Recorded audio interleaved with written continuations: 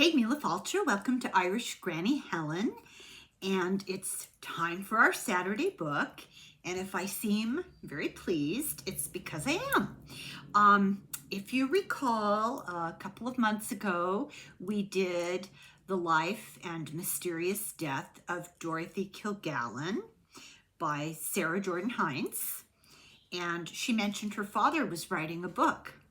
Well, he finished the book, and it's fabulous. I've started to read it. Here it is. The Real Marilyn Monroe, Debunking the Myths and Revealing Intimate New Details of Her Life and Death by Larry Jordan. Bravo. This is a great book. And isn't that a beautiful picture of her? Now, I have to start by saying, never really very interested in Marilyn Monroe. Just not. And I have learned so much. I've heard the rumors. I think we've all heard the rumors. She's kind of ubiquitous in pop culture, American culture. A very interesting person, much more depth than you would think. She encountered so many interesting people in her time, and her story is a real story of survival, rising above very difficult origins. This book is really well researched, incredibly well. Look at that. It's going to be months doing it. Let me see here. Let me tell you how many pages. I think it's 790, but let's be accurate. Well, if you don't count the bibliography, it's 758. There are 5 pages of bibliography, and look at how teeny tiny that print is. Incredible research, completely comprehensive, well written. It's very entertaining. It's like an informative, highbrow gossip book. It's just so wonderful. I hate to say it quite that way because that sort of implies, you know, it's really a good book. And the author has a lot of respect for her, which is nice. So we're going to cover this until we get through it. I don't know how long it's going to take.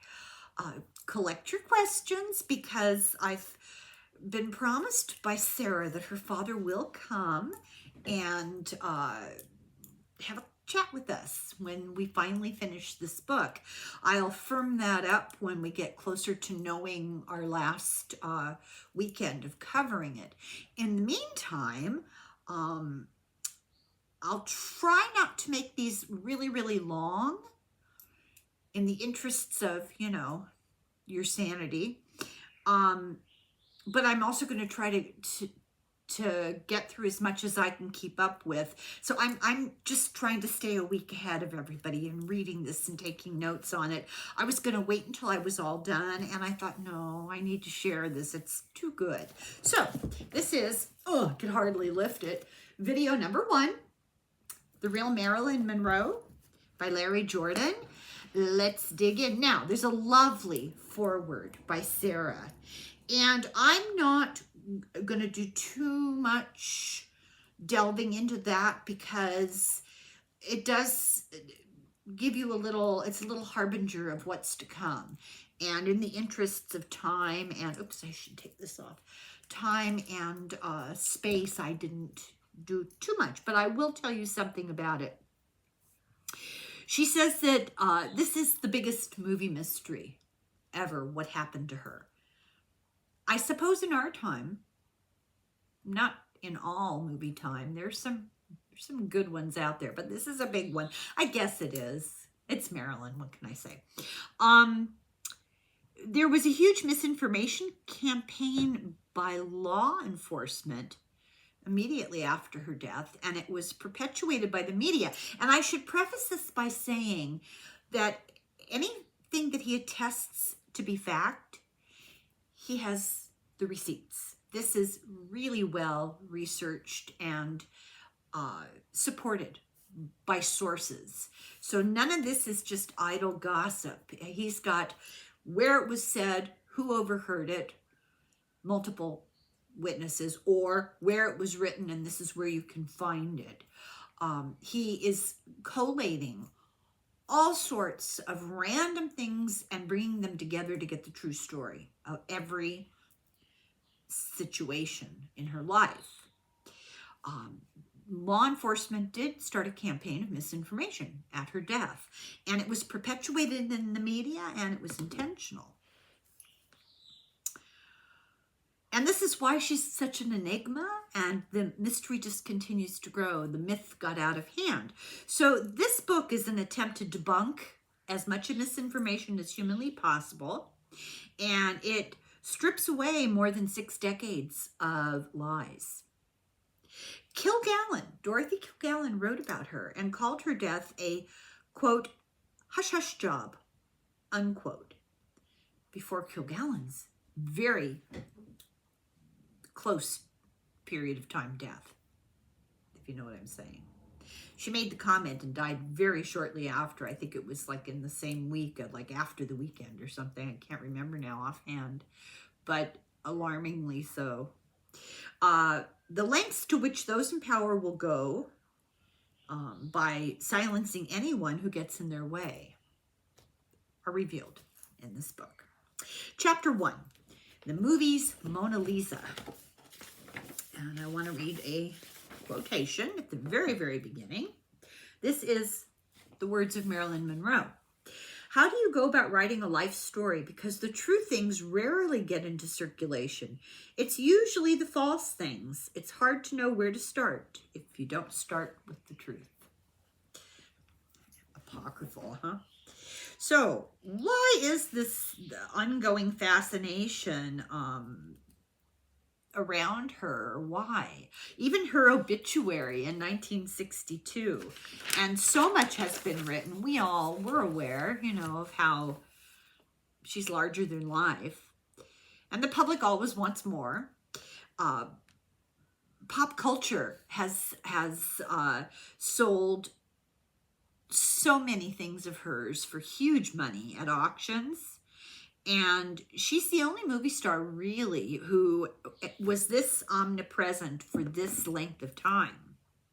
She was a trendsetter. She was a proto-feminist, which isn't as well known about her. For example, Taylor Swift created a halter dress similar to the white halter dress that she was seen standing over the subway grate.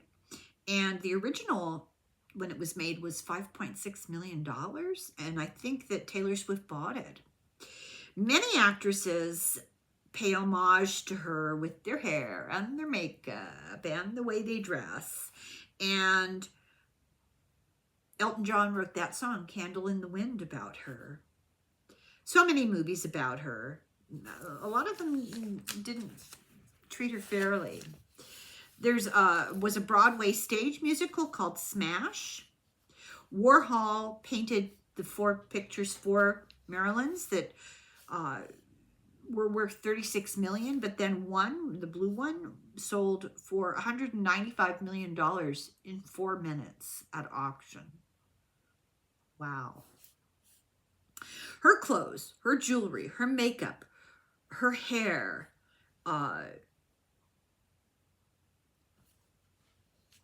all copied, all replicated in some way or another. There are salons dedicated to doing the Marilyn look. There are coffee shops named after her. There's a franchise coffee shop named after her. And Marilyn Monroe spas in Florida, California, and Hawaii. In 1999, some of her personal possessions were auctioned off and they got $13.4 million, which today would be worth $24.8 million. And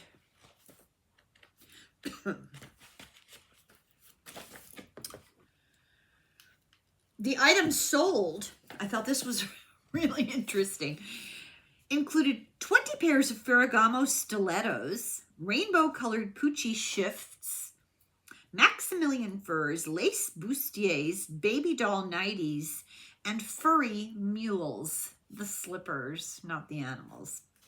There was a gold Magnavox television, a set of gilt lighters from Frank Sinatra's Calneva Lodge, and the platinum and diamond wedding ring Joe DiMaggio gave Marilyn. Her temporary driver's license went for $145,500. I have a couple of my old driver's licenses if anybody's interested. And an anonymous bidder paid $80,000 for the certificate she got when she converted to Judaism. Mariah Carey bought her piano, which we'll learn all about that as we go forward. And Mariah Carey paid $662,500 for it. Ripley's paid $5 million for the dress she wore in Madison Square Garden to sing happy birthday to JFK. And then there was a huge scandal about it. Somehow or other, they lent it to Kim Kardashian to wear to the Met Gala, and she damaged it. She stretched it out. I think I'd be lucky to get one leg through it, but that's another story. She stretched it out and lost some of the sequins on it, and it was just like this big tragedy for Marilyn Monroe fans. They also, over the years, have auctioned off her letters, receipts, cards, checks, invoices. New York Times' Maureen Dowd has commented on people's obsession with the possessions of the famous and selling and auctioning and all that. She calls selling the personal belongings of the famous vulture culture. Vanity Fair did an article on it and called it creepy, almost obscene. But all of this auctioning off of her little bits and pieces stuff fuels her contemporary presence on social media, and it has fueled countless pages of commentary, including personal self-expression in her own handwriting that wasn't meant for the public but has been made public now. You know, private letters is what it's talking about. And musings, diaries, that kind of thing. And it shows her to have been a contemplative thinker, an avid reader, highly intelligent and introspective. Who knew? So why is this fascination? Gloria Steinem said that Marilyn Monroe personified the secret hopes of men and the fears of women. And I almost feel like it was the opposite, but you know, that would be an interesting debate, a very interesting debate.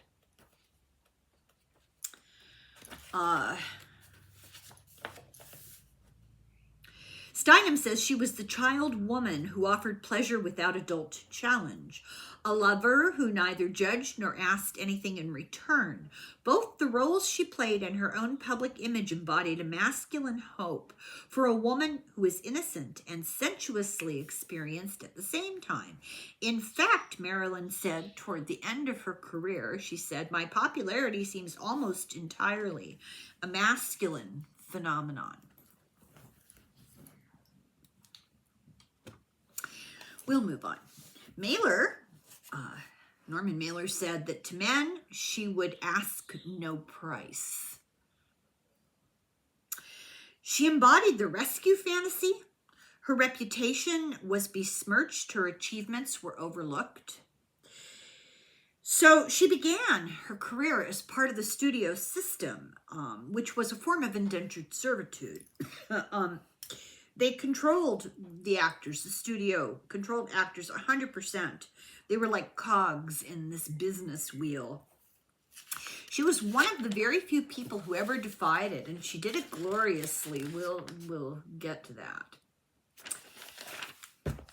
By the time she was 27, she was the most popular actress, well-known person on earth. She, this is a great story. She was part of the studio, 20th Century Fox, run by Daryl Zanuck. And she refused what she called a trash script and would not respond to Zanuck's telegrams because he felt he owed her, and she was required to come into work, and she just didn't show up. And she just shockingly broke her contract with 20th Century Fox. Then she left Hollywood and went to New York City to stay. And she formed Marilyn Monroe Productions, as she was the first woman producer since Mary Pickford. She dedicated her time in New York City to soaking up culture, theater, shows, hotspots. She got therapy. She held out for a good script. Eventually, Fox surrendered. They had tried to take her to court and sue her. They surrendered because she was just such a moneymaker for them. They threw out the lawsuits. They increased her income to more than $100,000 a film. They gave her full creative control. She fought the absolute power of the studios, and she won. She really helped to shift women's view of themselves globally. Her life was really inspirational. She suffered terrible childhood trauma, which we will get into. Her grandmother and her mother both made attempts on her life when she was very young, including when she was a new infant. Her mother was in and out of mental institutions most of her life. She grew up in orphanages and foster homes, back and forth. She was with 12 foster families in 5 years as a small child. She didn't know her father. She was the victim of, I'm going to say SA because algorithms, but I think we all know what that stands for, and I'm going to continue to refer to it that way. I'm not being coy. I have no problem talking about things like that, but algorithms. So I'm sure that you can figure it out. She was the victim of that her whole life, and in fact, after an event when she was about 8, she developed a stutter and she became dyslexic. She wasn't before that. She dropped out of high school. She was pressured into it and got married at the age of 16, and she did it to escape a foster home. She had serious health issues. There's a whole long list of things that were wrong with her, but she had severe anxiety. She experienced 3 divorces, several miscarriages. She had terribly poor health care. There are allegations of malpractice. Her persona, Marilyn, was the result of textbook long-term symptoms of childhood SA. Her persona hid the real trauma that she'd experienced. She had a great intellect. There were many facets to her. She had great subtlety and range. She had self-awareness, a drive to better herself. She gloried in being a star. It was her goal, but she had great humility. She had this showdown with the studio and ended in victory. That was remarkable.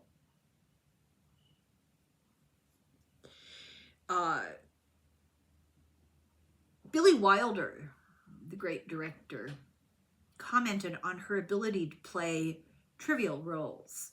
He said, to make it big, playing trivia is much tougher than playing Ibsen.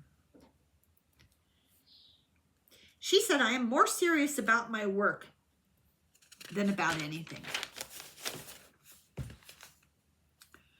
She had much compassion. I noticed reading the book now, I'm only, probably about 7 or 8 chapters in, and there's about 6 million chapters. I noticed some repeating pattern in her life that I thought was really significant. When she met people and formed a bond with them, it lasted through her entire life. We'll talk more about that. I'll point it out. but it's incredible how many people you wouldn't necessarily think you'd remain on friendly terms with, that she remained close to, really close to, and was good to her entire life. She has been referred to as luminescent. She glowed. She had joie de vivre, great love for life, and also deep sadness. And I will eventually show you a picture that is probably one of the most heartbreaking pictures I've ever seen of her. Okay. Dame Edith Sitwell, the poet, observed, quote, "In private life, she was not in the least what her calumniators would have wished her to be. She was very quiet, had a great natural dignity, and was extremely intelligent. She was also exceedingly sensitive." Where am I? For her, acting was spiritual and religious, and it gave her purpose and meaning. Today, she's seen as tragic, and her unfounded death, in other words, what people often say about how she died, really probably not true, allegedly. There's never been a full investigation. The coroner refused to consider anything else besides the rumor, but he wouldn't look at, like, maybe did somebody kill her. And it's been said that he investigated why she died. They never investigated how. There was no grand jury. On autopsy, they found no pills or alcohol in her system. Now, it's important to make a distinction. They found drugs in her body, but they were not taken in the form of pills. The drug level that was in her blood was too high to be an oral dose. Even only 35% of an oral version of this drug would have killed her. The implication is she was injected. And there was no trace of the 64 pills they want to allege she took. She's said to have swallowed, and no sign of a needle or anything in the area. Not all of the toxicology studies that were ordered were ever done. And eventually, not too long after she died, all the forensic samples were destroyed. Perhaps most damning of all, there were press reports of, quote, "mysterious measures being brought to bear on Los Angeles authorities by some unnamed sources whom it was said had recently been in touch with Marilyn, and this was cited as the reason for withholding more details about her death." Now, I'll say here, and I'll remind you later, I'm going to be pretty circumspect. The book is not, and I'm not disagreeing with the book. But given current events, I'm going to be careful here what I say at certain points. I'll give you a heads up when I'm tiptoeing around stuff. I think you'll figure out pretty quickly what I'm getting at. The original coroner, Thomas Noguchi, that name should ring a bell. If you're from California, definitely. He's been in on all the famous dead people in California for a very long time. He saved samples of the toxicology, but the toxicologist named Raymond Abernathy disposed of them and disposed of the photos. And then no one could question the conclusions that he officially made. There was no way to double check. There was no second opinion at the time. The coroner himself didn't even get to look at them. Abernathy retired soon after. He would not cooperate with investigators. In 1982, a grand jury foreman got fired from the grand jury when he suggested this needed to be investigated. They saw internal memoranda from the coroner's office that ordered the destruction of evidence, and when they made this known, the jury foreman was fired and the grand jury dispersed. Chief Coroner Curfey lied. In 1962, he refused to cooperate, and then he sealed the records until 2039. The story of her harming herself is based on, first, her housekeeper's evidence, Eunice Murray, who was herself a very unstable person. And this is all alleged. This is what people who know them said. That she was spying on Marilyn Monroe and reporting to the FBI about her.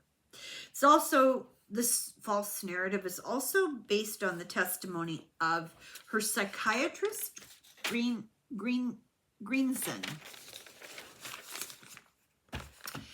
and her internist, Engelberg.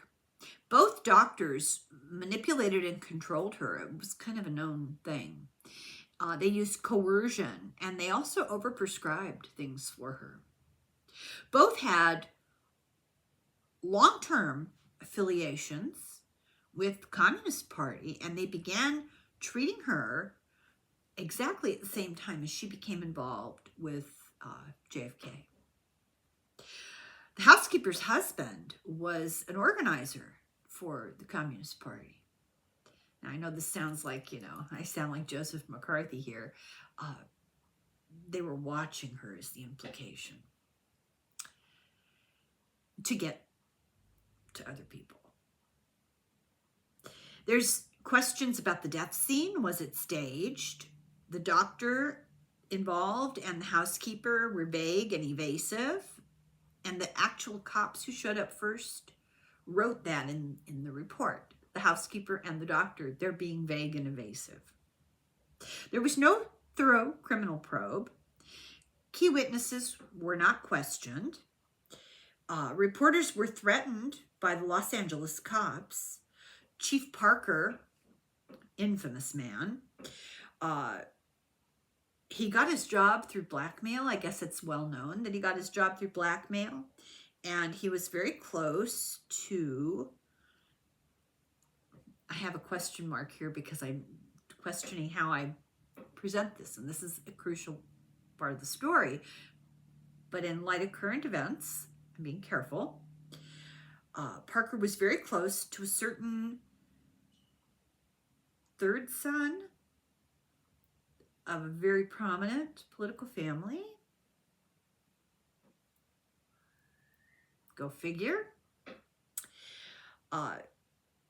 He had a feud going on with J. Edgar Hoover.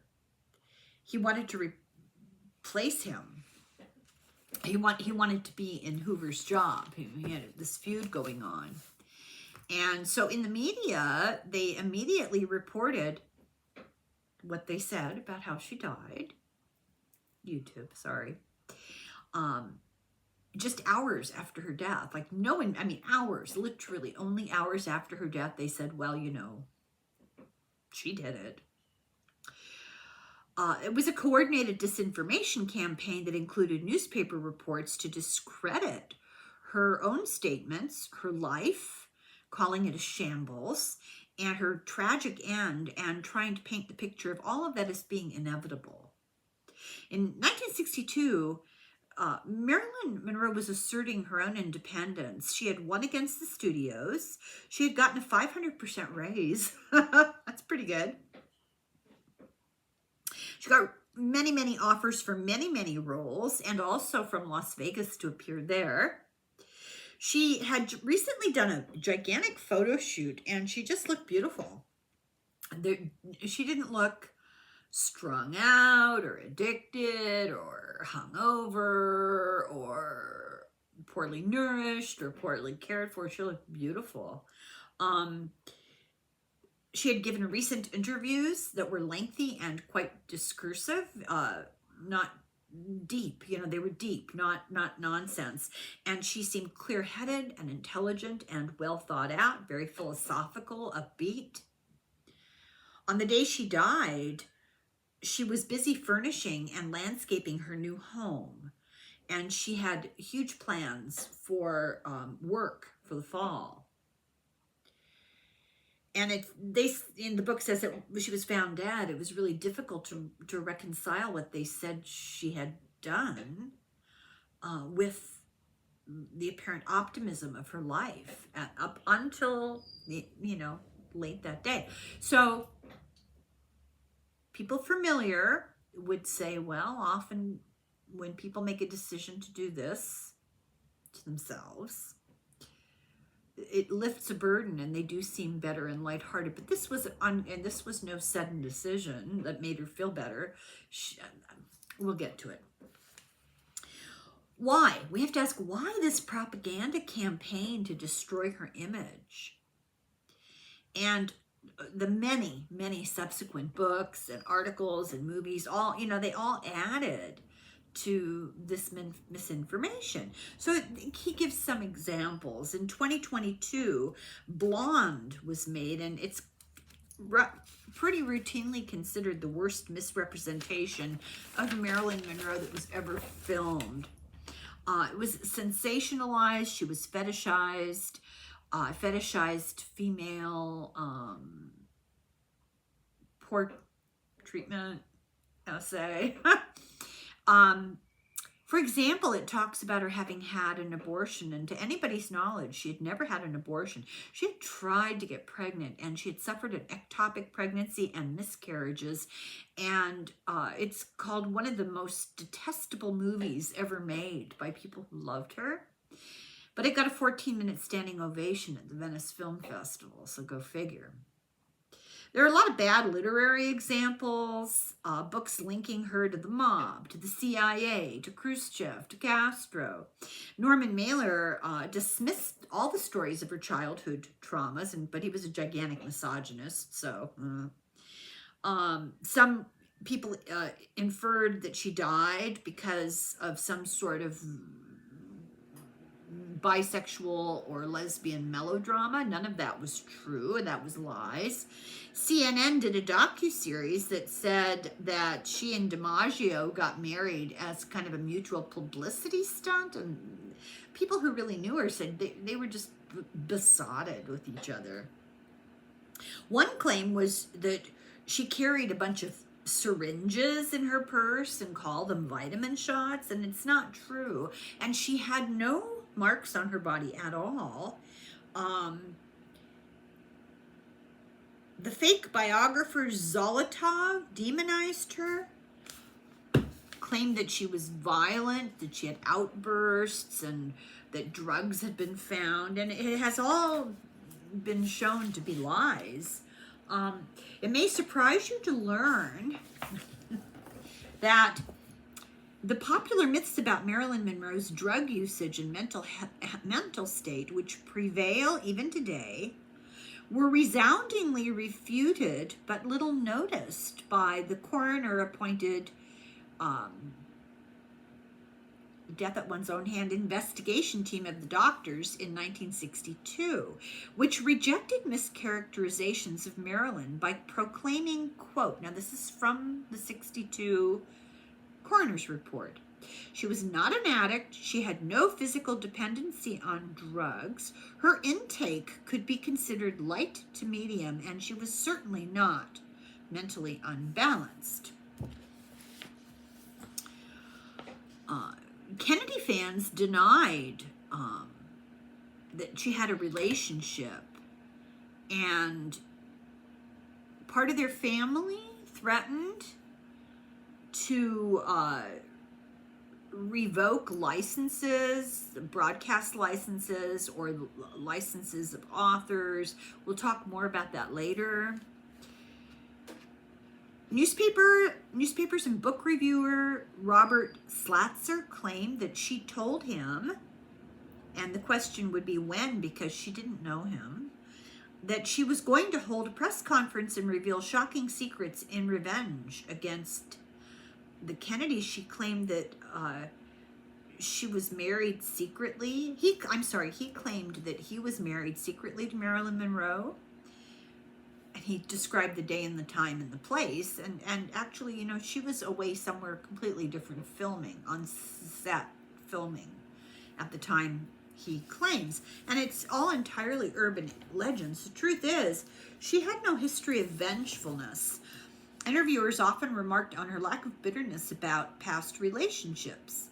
The Kennedys were American royalty. She knew that to have publicly attacked them with tawdry allegations would destroy her own career she worked so hard to advance.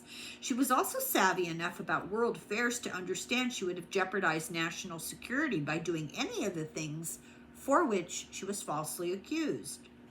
There is no credible evidence that she had any plans to publicly attack them at a press conference.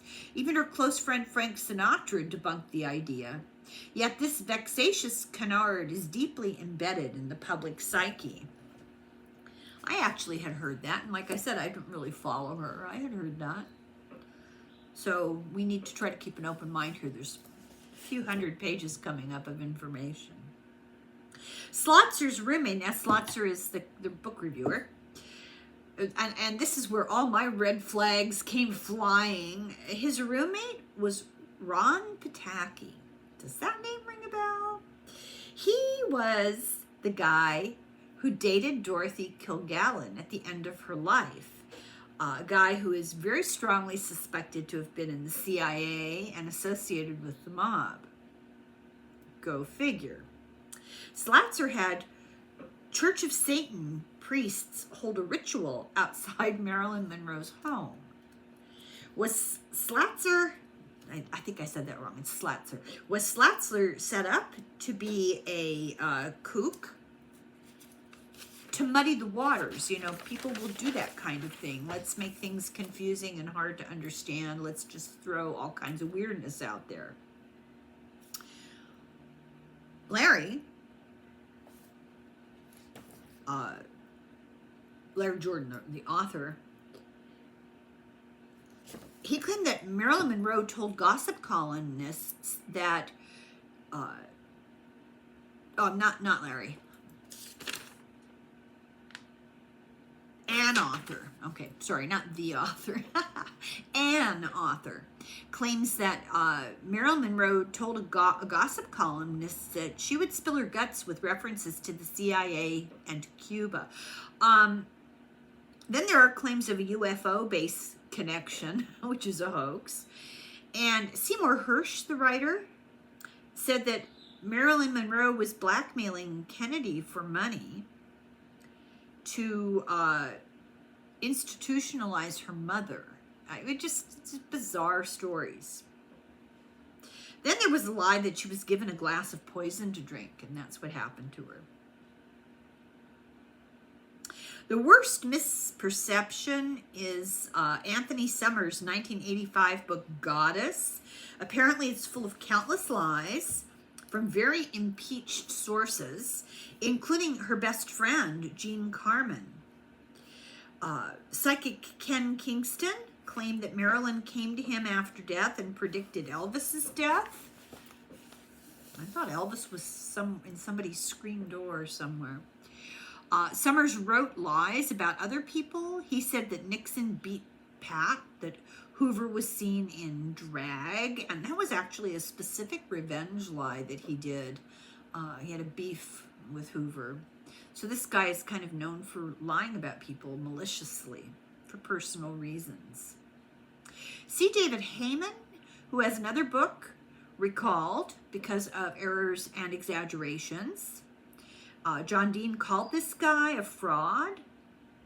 Anyway, he claimed that Peter Lawford was a source for his book, but at the time that he claims this happened, Peter Lawford was on his deathbed. The defamation of Marilyn Monroe began as a political smokescreen. The government was trying to suppress the truth. They were used to giving payoffs. The family, the famous political family involved, intimidation, deporting people, responsible for a lot of that kind of stuff. Did they have complicity in what happened to her? It's true that the media was pretty friendly to JFK. He got along really, really well with the press. And there's some implication that agents were embedded in the media to get dirt. Senior members of the administration did damage control when she died. And there's rumor, now this is a rumor, we'll get into it later, that she died after a traumatic encounter. Multiple credible witnesses talk about this, and there has been a campaign of distortion and gross falsehoods. If it seems like I'm tiptoeing around this, I really am, and I think you will understand. Her real best friend, was he really, really her best friend, or who just, is that a quote? Let me look.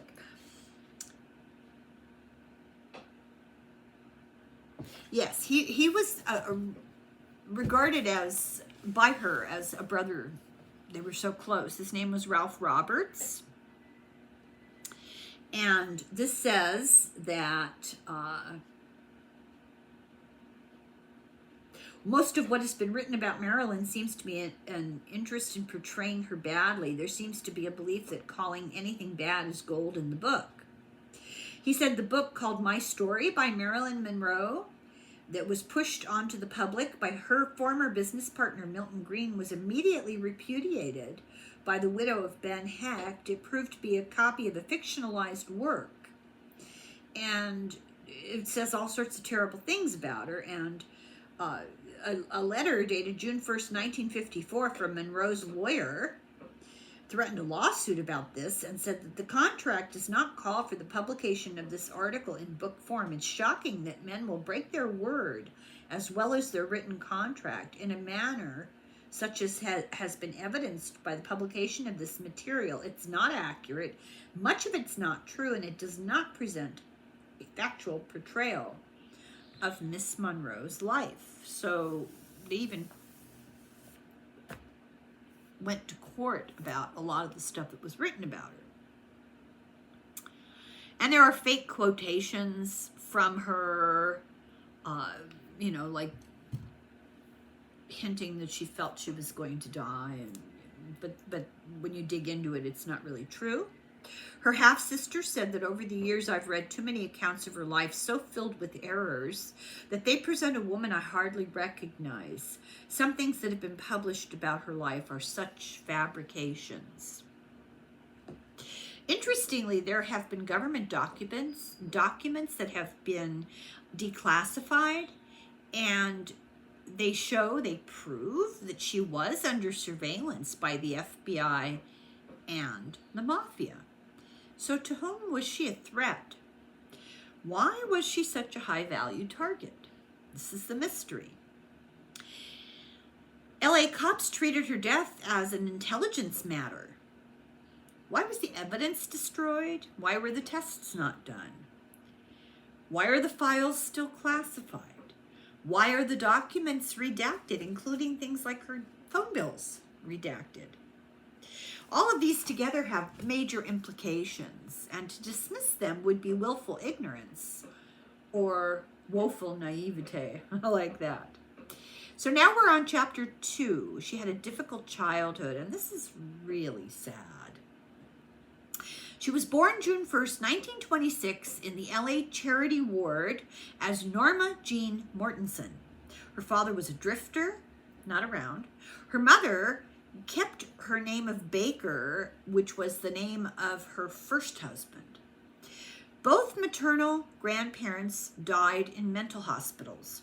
Her mother's brother, Marilyn's uncle, or I should say Norma Jean's uncle, was diagnosed with paranoid schizophrenia, which today likely would have been called bipolar disorder.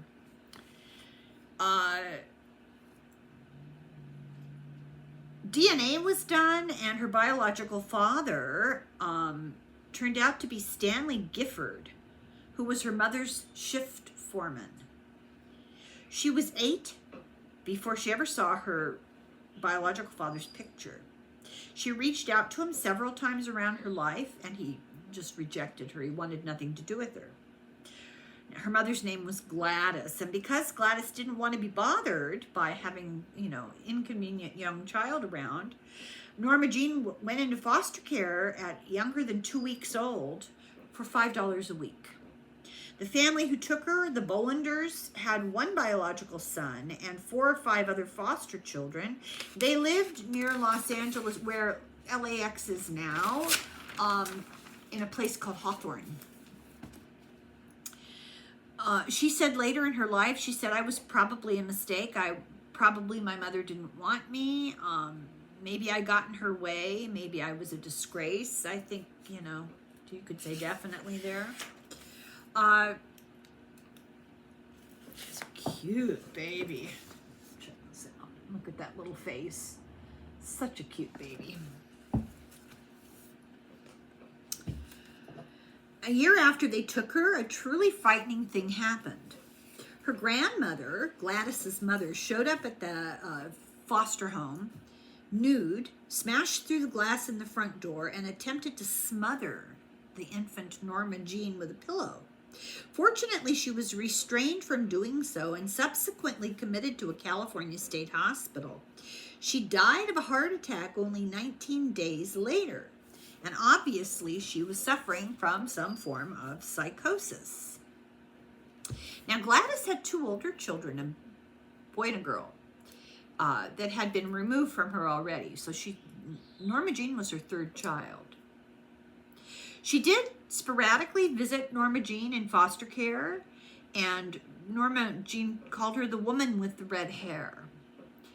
Ida Bollander, her foster mother, very brusquely one day lost her patience with her. She's a little kid, and told her, I am not your mother. Gladys was drifting into mental illness, and she came and tried to kidnap a 3-year-old Norma Jean, broke into the house and grabbed her and stuck her in a duffel bag. The police came and took Gladys away. She was in 7 years in this house, there were 13 foster kids in and out, in and out. The Bollanders were religious zealots. They told her she was going to hell. They did weird things, like they would have one bath, one tub full of water on a Saturday, and bathe all of the kids in it, one after another, and she was always last, so she always got the dirty water. She also got nothing at Christmas. Everybody else would get bikes or dolls or whatever to unwrap, and she would get a piece of junk, something awful. She had a little dog. This is just, oh God. She had a little dog named Tippy, and that was her confidant and her companion.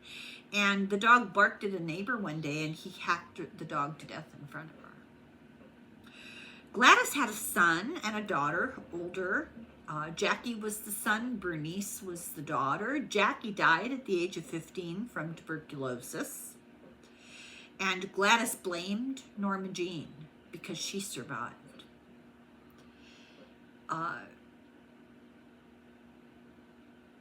Then she became obsessed with getting Norma Jean back.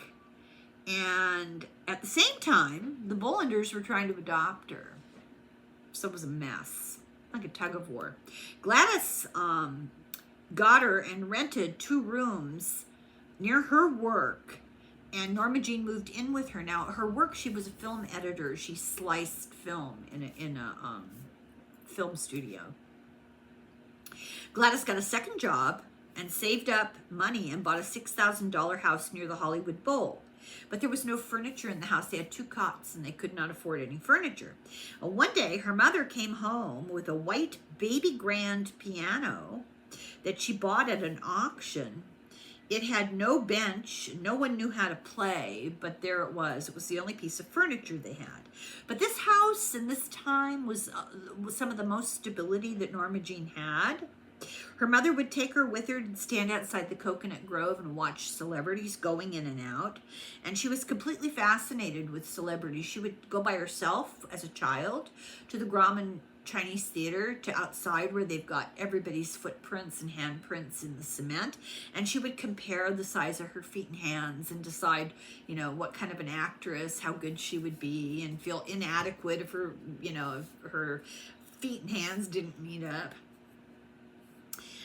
Then Gladys's grandfather hanged himself, and her studio job fell apart because the studio went on strike.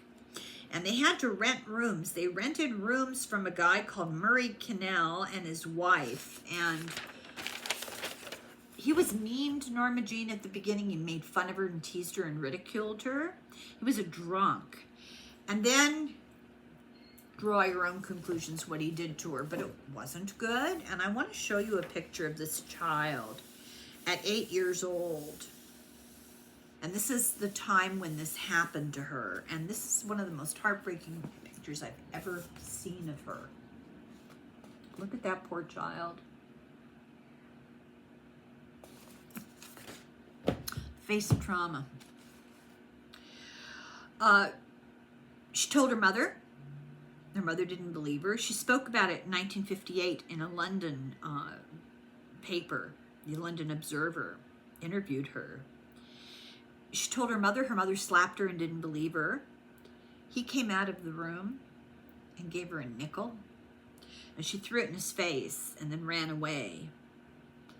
And the next Sunday, they went to a tent revival, and all these people were shouting at the same time. They're confessing their sins, and she tried to confess her sin at this tent revival, but she couldn't be heard. She was drowned out.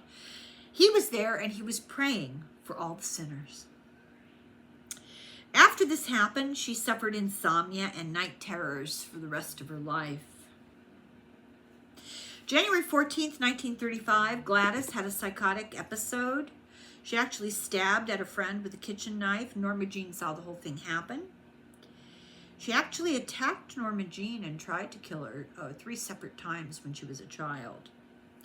Her mother was institutionalized most of the next 35 years. She outlived Norma Jean by 22 years and died in anonymity in Florida. There's speculation now, you know, she was a film editor at RKO and the fumes were really bad. And there's speculation that her psychosis might have been caused by toxic chemicals because it has been shown to cause brain damage. But Norma Jean always feared that it ran in the family. They had quite a history. But her mother's close friend Grace took her in and took the piano in, and she lived in Grace Geffen's family home. Later, she moved to Grace's mother's home. Grace married a guy called Irwin Doc Goddard who had 3 kids, and they moved to Van Nuys and put Norma Jean in an orphanage. She was 9 years old. They had to drag her in screaming, "I am not an orphan." She was one of 60 girls living in this orphanage. This is a quote from her. "I wanted more than anything to be loved. I was lost and lonely. Nobody wanted me." And she developed a terrible stutter and stopped talking. Every day she had to wash hundreds of dishes, knives, forks, glasses, you know. Grace did come occasionally and bring her clothes, did pay for her to have singing and dancing lessons, but still she was sleeping in a room with 27 beds. This orphanage was 1 block from the RKO studios, and she'd say I'd cry and look over there and remember my mother had worked there. She dreamed of being a movie star. One of the highlights of her childhood was when the studios had a Christmas party and invited the children in the orphanage to come to the party and watch a movie. She said from the age of 5, she wanted to be an actress. Her life was grim, she said, and I loved to play because when I played, I could escape in my head. Foster families got money from the state, and so she would get occasionally taken in, but often the children in foster care were neglected or abused. There was not good supervision. She once overheard one foster mother say to somebody, "I really want to get rid of her, take her back because to the orphanage because she's too quiet. She makes me nervous." She played alone. For Christmas one year, she got a flashlight, and she played detective with the flashlight. She would take car license numbers, and Grace took her home, and then Grace's husband did what you might expect, and she was underfed. She actually shoplifted food to try to survive. Grace went on a campaign to get her out of the house but not have to send her to the orphanage. She was sent to live with a new foster family, and the son did the extreme version of what you might think might have happened to her. And this led to all sorts of trauma behaviors and substance abuses later in her life. And at this count now, she had lived in 13 different homes. At the age of 12, not even 12, right? When this 13 homes. At the age of 12, she was sent to live with Grace's Aunt Anna, a 62-year-old spinster who was kind and stable, but a Christian Scientist zealot. And Marilyn said of her, she was the only person I ever really loved. She had access to the white piano and piano lessons, and later in life, she went on a search for this piano and eventually found it and paid $100 for it and took it home. For the first time at this point, she found out that she had an older sister in Kentucky and wrote letters to her. They wrote back and forth, and they maintained a relationship for the rest of her life. Teacher from a report from school in 1939 talks about her in high school. She was a nice child. This is written on the 39 report. She's not developed like all the other girls were more physically developed. She is not cared for, like fed and cleaned and hair combed and stuff. She has average grades. She's became obsessed with Abraham Lincoln. She wrote a short story, and the teacher said this was the best I have ever received as a teacher from a student. She skipped the 7th grade. She was so smart. At the age of 13, she suddenly developed, and the boys took notice. She met an 18-year-old called Harry Keel. She was 13. He later said she was jailbait, and he didn't really want much to do with her. Grace and his mother were good friends, and that's how they met. He taught her some dance steps, and she was very enthusiastic, and he took her dancing. 8 years later, they met again at the William Morris Agency, but he wasn't Harry Keel anymore. He was Howard Keel, the musical comedy actor. And at that point, they had a fling. Because Anna got sick, Marilyn had to move back with the Goddards into their new home. You can imagine how comfortable that would have been. In 1941, at the age of 15, she met James Doherty. He was 20. He worked at Lockheed.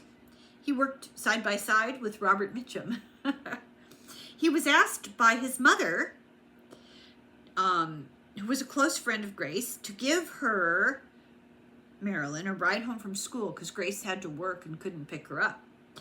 And then these adult women, I don't know what they were thinking. Then they asked him to escort her to a Christmas dance, and she came real dressed up, and she looked older, he said. So the Goddards had to move to Virginia, and she didn't want to go,